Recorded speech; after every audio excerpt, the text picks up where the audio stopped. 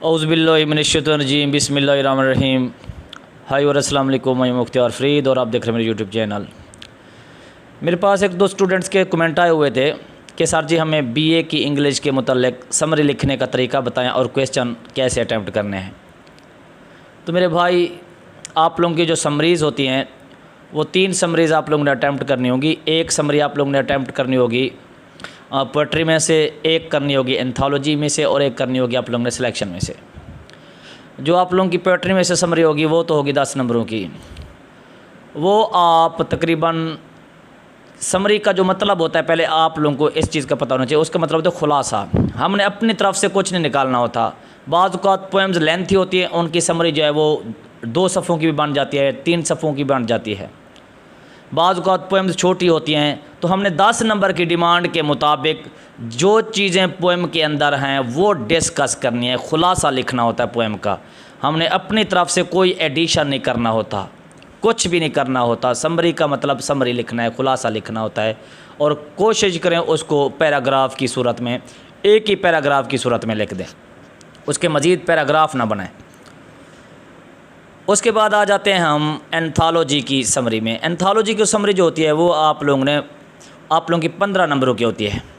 तो वो 15 नंबरों की डिमांड के मुताबिक वो चैप्टर का खुलासा लिखना होता है। तो चैप्टर का खुलासा भी यही बनता है कि जितना जो कुछ चैप्टर के अंदर है उसी को आपने सम अप करके लिखना है। सम अप से मुराद ये है कि 15 नंबर का है, कम अज़ कम जो एक पेज की डबल शीट का होता है तो वो तो कम अज़ कम आप लोग लाजमी लिखें। इसी तरह सिलेक्शन की समरी वो भी 15 नंबर की होती है। तो आप लोगों की 40 नंबर की ये समरीज़ बन जाती हैं। 10 नंबर की पोएट्री से, 15 नंबर की एंथोलॉजी से और 15 नंबर की सिलेक्शन से। इसके बाद आपने पूछा भाई कि शॉर्ट क्वेश्चन हम कैसे अटैम्प्ट करें। शॉर्ट क्वेश्चन आप लोगों का 5 नंबर का एक होता है, बाज़ का 4 नंबर का होता है, बल्कि 5 नंबर का होता है। लेसन में से जो शॉर्ट क्वेश्चन पूछते हैं वो 5 नंबर का होता है और उनकी डिमांड होती है 75 से 150 अल्फाज के दरमियान।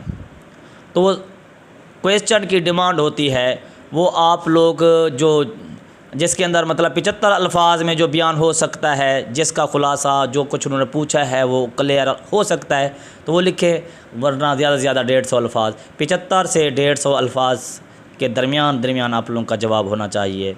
वो मेरे ख्याल में सफ़ा भी बन सकता है, 1.5 सफ़ा भी बन सकता है। तो ये शॉर्ट क्वेश्चन अटैम्प्ट करने का तरीका है मेरे भाई।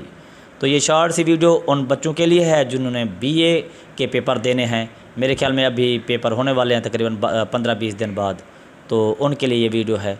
हाँ, इस तरह का अगर आप लोगों को कोई और मसला हो तो आप लोग मुझे कमेंट में पूछ सकते हैं। इंशाल्लाह आप लोगों की वीडियो तैयार होगी।